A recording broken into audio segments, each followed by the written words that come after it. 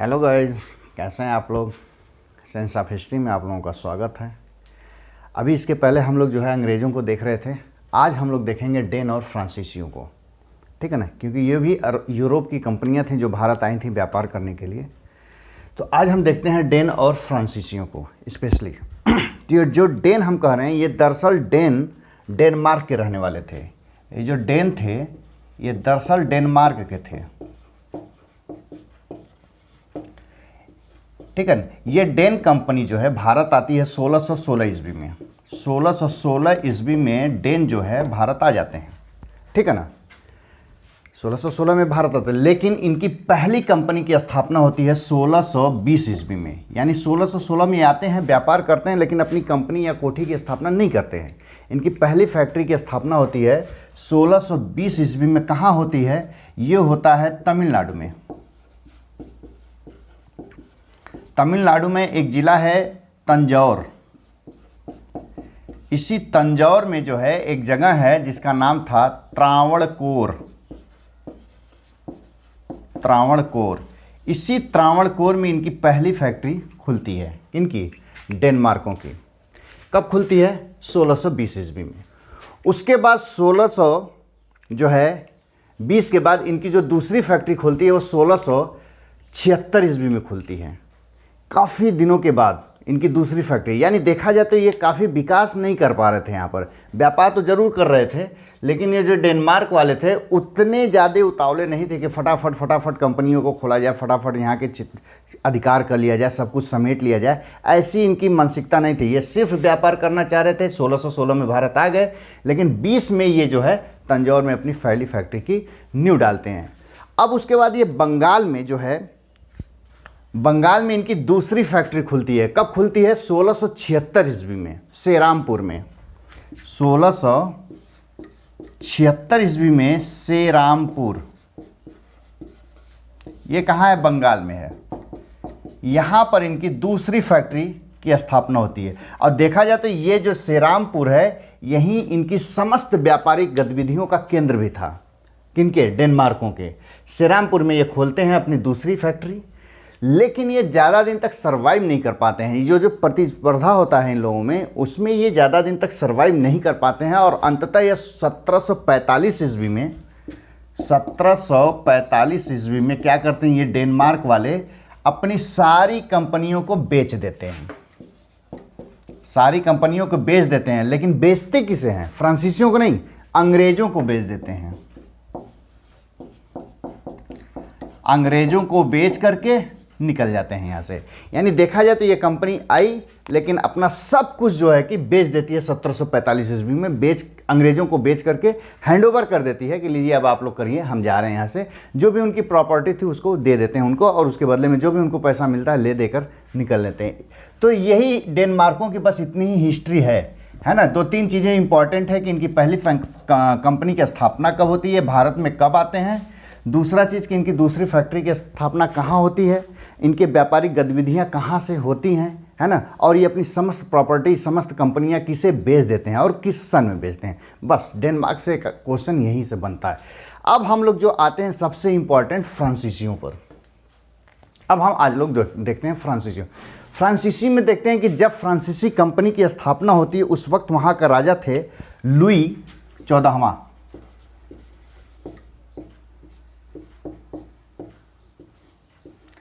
Louis 14वां, ये वहाँ के राजा थे।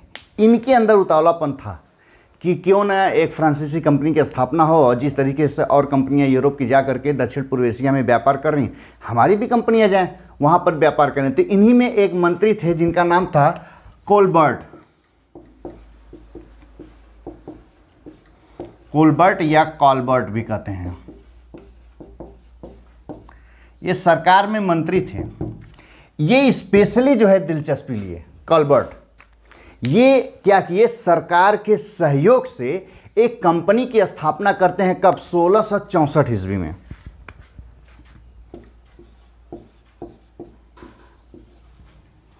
1664 ईस्वी में फ्रांस में एक कंपनी की स्थापना होती है जिसका नाम था कंपनी द इंडेसे या कंपनी द इंडेस। कंपनी द इंडेस ओरिएंटलेस,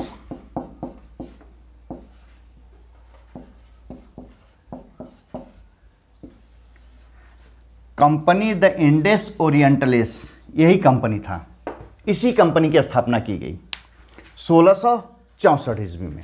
1664 ईस्वी में जब इनकी स्थापना हो जाती है कंपनी द इंडेस ओरिएंटलेस, तब इनकी पहली व्यापारिक दल वहाँ से चलती है फ्रांस से।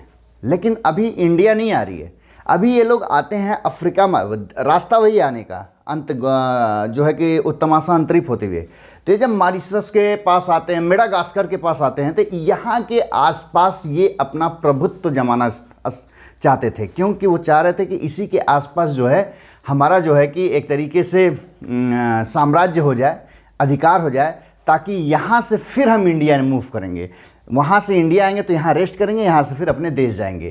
तो एक तरीके से देखा जाए तो वहाँ पर वो अपना उपनिवेश स्थापित करना चाह रहे थे मेडागास्कर के आसपास, है ना, अपना उपनिवेश स्थापित करना चाह रहे थे। लेकिन इस चीज़ में वो सक्सेस नहीं हो पाए।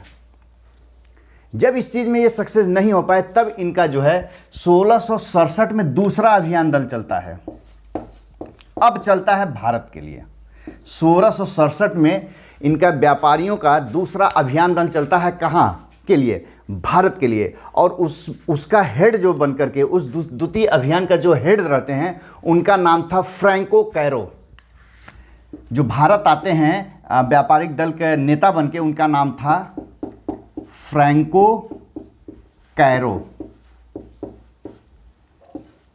1667 में ये लेकर के चल जाते हैं और एक साल के बाद यानी 68 में ये इंडिया आ जाते हैं। 68 में कहाँ आ जाते हैं? इंडिया। और इंडिया भी आते हैं तो कहाँ आते हैं? Frank Caro. सबसे पहले ये सूरत आते हैं, यानी फ्रैंको कैरो 1668 ईस्वी में आ जाते हैं सूरत। और यहाँ पर आकर के ये अपनी पहली फैक्ट्री की नींव डाल देते हैं। कौन? Frank Caro. उसके बाद इनकी दूसरी फैक्ट्री खुलती है 1669 में। कहाँ? मछलीपट्टनम में।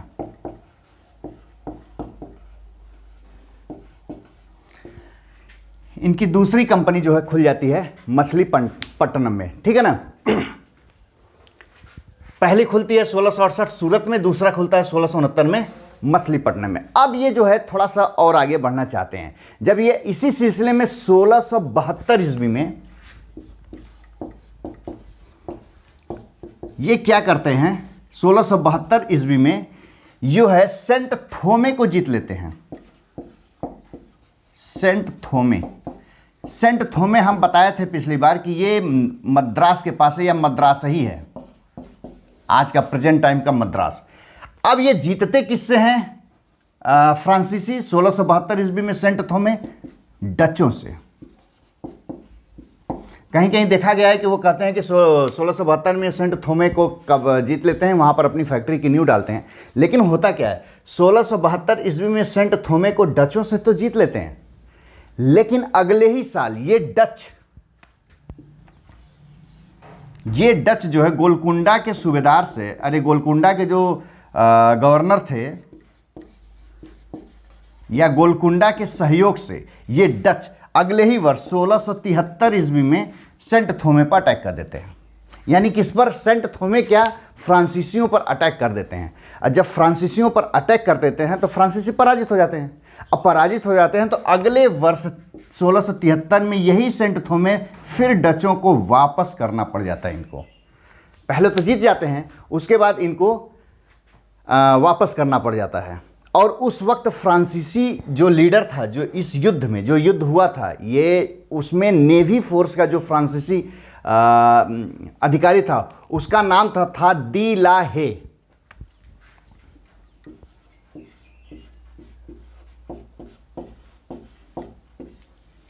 इसी फ्रांसीसी नौसेना जो है कमांडर को डच और गोलकुंडा वाले मिल करके पराजित किए थे, दी ला हे को। ये जो है कि नौसेना प्रमुख था दी ला हे फ्रांसीसियों का, इसे पराजित कर देते हैं और सेंट थोमे फिर वापस डचों को मिल जाता है। अब जब डचों को मिल जाता है, तब 1673 ईस्वी में क्या होता है कि इनका एक नया गवर्नर बन करके आता है फ्रांसीसियों का, जिसका नाम था क्या, फ्रैंको मार्टिन। 1673 ईस्वी में फ्रांसीसियों का एक नया गवर्नर बन करके आता है, जिसका नाम था फ्रैंको मार्टिन।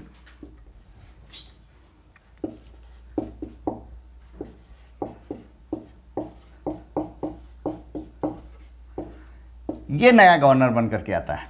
यानी गवर्नर क्या बन करके आता है, जो व्यापारिक दल कोठी थे उसका हेड रहता है ना, वही समझ लीजिए अधिकारी था ये मेन।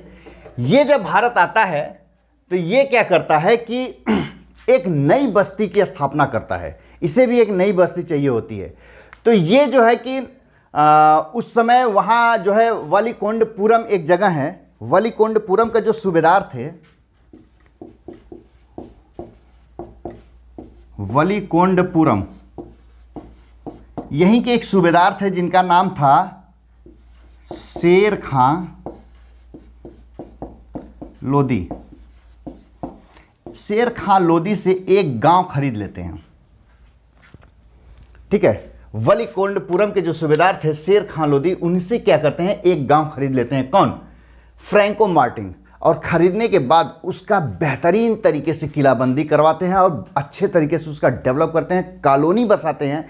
और वही जगह आज प्रेजेंट टाइम में फेमस है, किस नाम से, इनसे जो गांव वो लेता है दहेज में, अरे दहेज कह रहे हैं सॉरी, गिफ्ट में खरीद लेता है एक तरीके से, उसी गांव का वो डेवलप करता है, उसके चारों तरफ बाउंड्री वॉल करवाता है, उसका किलाबंदी करवाता है। वही आज फेमस हुआ पांडिचेरी के नाम से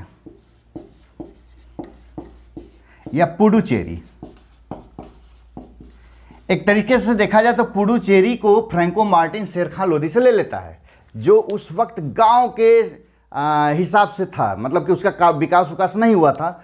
उस पुडुचेरी को ले लेता है फ्रैंको मार्टिन और उसका डेवलप करता है। डेवलप करने के बाद उसका जो है किलाबंदी करवाता है। और मैं बता दूं कि यही आगे चल करके पुडुचेरी ही फ्रांसीसियों का हेडक्वार्टर बनता है। सारी व्यापारिक गतिविधियां अब यहीं से होनी शुरू हो जाती है। जितने भी इसकी कंपनियां थीं भारत में या दक्षिण पूर्व में जहां भी थीं, सबको यहीं से कंट्रोल करते थे फ्रांसीसी। यानी पांडिचेरी जो है काफ़ी फेमस था उनके लिए। लेकिन इसी को आगे हम लोग देखेंगे आगे चल करके, कि हम आगे जब इतिहास में देखेंगे कि इसी पांडिचेरी को एक बार अंग्रेज जीत लेते हैं फ्रांसीसियों से। लेकिन फिर जब वहाँ फ्रांस और इंग्लैंड में वहाँ पर आपस में संधि होती है, तो फिर अंग्रेज उस पांडिचेरी को वापस कर देते हैं फ्रांसीसियों को, है ना। तो ये घटनाएं अब घटती है वहाँ पर। उसके बाद हम देखते हैं कि जब ये पांडिचेरी का काफ़ी विकास कर देते हैं फ्रैंको मार्टिन, तो होता क्या है, होता यह है कि यहाँ का विकास देख करके और काफ़ी जो है कि लोगों में इसकी सराहना भी हुई कि बहुत अच्छे तरीके से इसका ये विकास किया हुआ है। इससे प्रभावित हो गया बंगाल का सूबेदार शाइस्ता खां। क्या नाम था, शाइस्ता खां। ये फ्रांसीसियों से काफ़ी प्रभावित हुआ। वो देखा कि इतना अच्छा तरीके से वो डेवलप किया है, उसके कान तक ये बात गई कि पांडिचेरी को बहुत बेहतरीन तरीके से फ्रांसीसी बसाएं हैं। तो ये बात उसको समझ में आ गया कि वास्तव में जो है कि सही ढंग से किलाबंदी और उसको बसाने के कारण वहाँ इतना तेज विकास हुआ है पांडिचेरी का। तो शाइस्ता खां खुद आमंत्रित करता फ्रांसीसियों को कि आप हमारे बंगाल में भी आइए और बंगाल में आकर के हमसे एक जगह ले लीजिए और वहाँ का आप विकास करिए। वो जगह कौन सा था जो शाइस्ता खां ने फ्रांसीसियों को दिया था, उसका नाम था चंद्रनगर। यही वो जगह है जो कि शाइस्ता खां फ्रांसीसियों को दे देता है कि आप आइए यहाँ का विकास करिए। तो ये जो धीरे धीरे ये जो चंद्रनगर था, ये क्या हो गया कि फ्रांसीसियों के हाथ में आता और चंद्रनगर का भी फ्रांसीसी उसी तरीके से डेवलप करते हैं, ठीक है ना। तो चंद्रनगर में इन्होंने एक किले की स्थापना की। किसने, फ्रांसीसियों ने। वो किला का नाम क्या था, फोर्ट ऑफ, सोच रहे थे इसको पूछेंगे आप लोगों से, लेकिन हम कहें आप बता, फोर्ट ऑफ ऑग्रियंस। फोर्ट ऑफ ऑग्रियंस ये किला था। फोर्ट ऑफ ऑग्रियंस की स्थापना चंद्रनगर में हुआ था। चंद्रनगर कहाँ था, बंगाल में था, ठीक है ना। और इसके फोर्ट ऑफ ऑग्रियंस कहाँ है, चंद्रनगर में। इसकी स्थापना किसने किया था, तो फ्रांसीसियों ने किया था। इस तरीके से देखते हैं कि बंगाल में भी अब इनकी एक कोठी खुल गई, कोठी तो और भी खुले, लेकिन वहाँ पर एक किले की स्थापना करते हैं, फोर्ट ऑफ ऑन्ग्रियंस। और अब फ्रांसीसी क्या होते हैं, धीरे धीरे अन्य जगहों पर भी अपनी जो है फैक्ट्रियाँ, कंपनियाँ लगाना शुरू कर देते हैं, किले की भी स्थापना छोटा मोटा करते हैं, और सारे जगहों को नियंत्रित कर रहे थे वो पांडिचेरी से, ठीक है ना।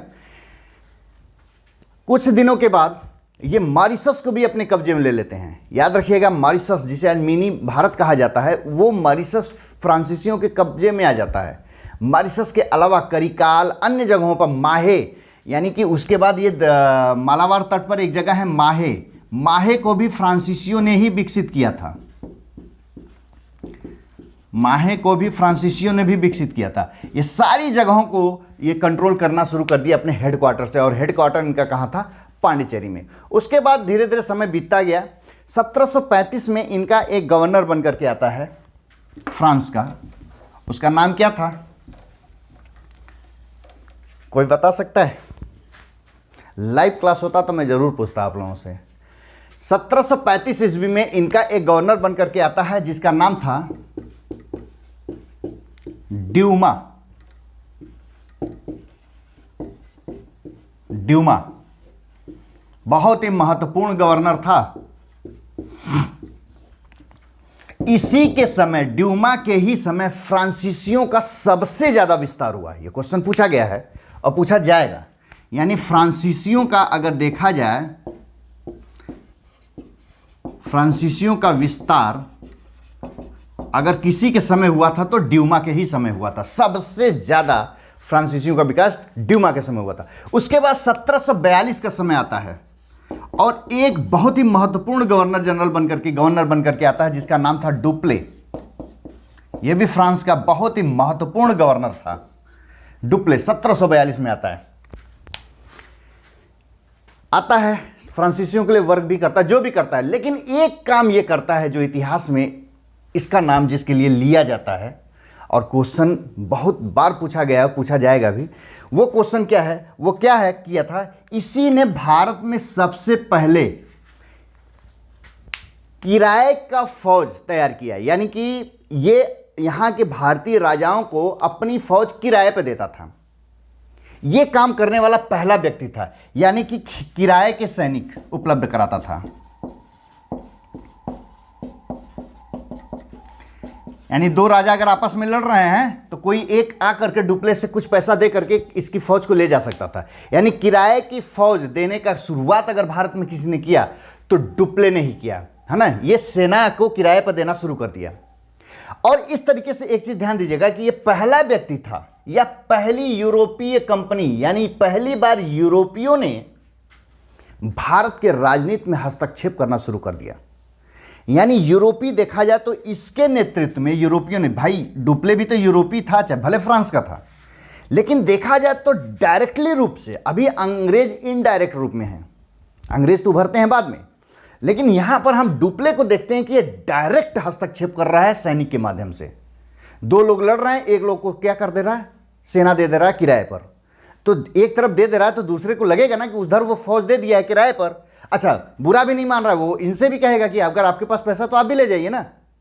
तो इस तरीके से देखा जाए तो भारत की राजनीति में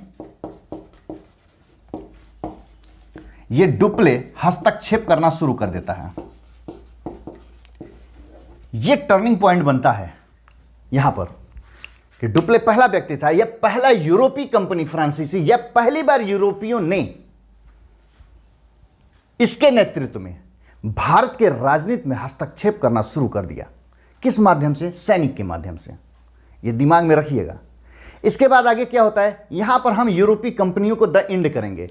अब इसके बाद जितनी भी घटनाएं हैं वो भारत की राजनीति में आगे हमको दिखेंगे। जब छोटे छोटे राज्यों का हम बंगाल का देखेंगे, बंगाल, अवध, मैसूर, इन लोगों का जो संघर्ष, आंग्ल बंगाल, आंग्ल मैसूर, उसमें ये सारे लोग आएंगे। बाकी सारी कंपनियां तो निकल गई, अब बचेंगे बस वही अंग्रेज और फ्रांसीसी। कुछ दिन के बाद हम वहाँ भी देखेंगे कि फ्रांसीसी भी आउट हो जाते हैं मार्केट से, बस ओनली वन बचेंगे, अंग्रेज। तो इनको अब मैं कल देखूंगा अगले लेक्चर में, और कल मैं जो है बंगाल के नवाब से शुरुआत करूंगा। यहां पर व्यापारी कंपनियों को द एंड कर दूंगा। एक चार्ट मैं यहां पर कल बनाऊंगा, उस चार्ट को आप लोग नोट कर लीजिएगा। इंपॉर्टेंट चीजें हैं कुछ इनसे रिलेटेड, भारत की यूरोपीय कंपनियों का आगमन, इनको मैं यहीं पे समाप्त करता हूँ। अब अगला लेक्चर जो मेरा वो बंगाल के नवाब से शुरू होगा, वहाँ से हम लोग आगे बढ़ेंगे, कंटिन्यू करेंगे। तब तक के लिए ओके, थैंक यू। अच्छा लगे तो आप लोग लाइक ज़रूर करिएगा, कमेंट भी करिएगा, और जो लोग सब्सक्राइब नहीं किए वो सब्सक्राइब भी करेंगे, शेयर करेंगे इस चीज़ को। अब वीडियो कैसा लगा ये आप लोग कमेंट जरूर करिएगा। कल मिलते हैं, ओके, थैंक यू।